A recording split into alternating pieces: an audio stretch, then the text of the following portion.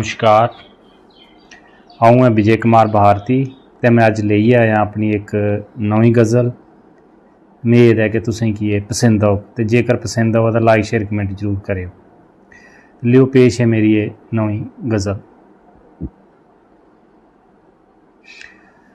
दुखें दर्दें ने ये मन भरोदा, दुखें दर्दें ने ये मन भरोदा, कल्लै बेही अऊं बतेरा रोदा, कल्लै बेहियै अऊं बतेरा रोदा, दुखें दर्दें ने मन भरोदा।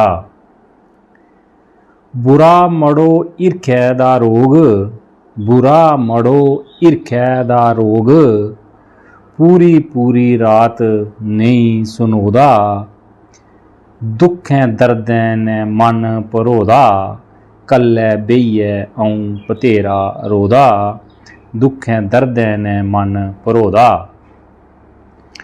तुकी मनै दे बिच बठाया, तुकी मनै दे बिच बठाया, तेरे सहारै ए ढक चढ़ोदा, दुखें दर्दें ने मन भरोदा, कल्लै बेहियै अऊं बतेरा रोदा, दुखें दर्दें ने ये मन भरोदा। तेरा हिरख अनमोल रब्बा, तेरा हिरख अनमोल रब्बा, ये कुसै किस्मती आले की थोदा,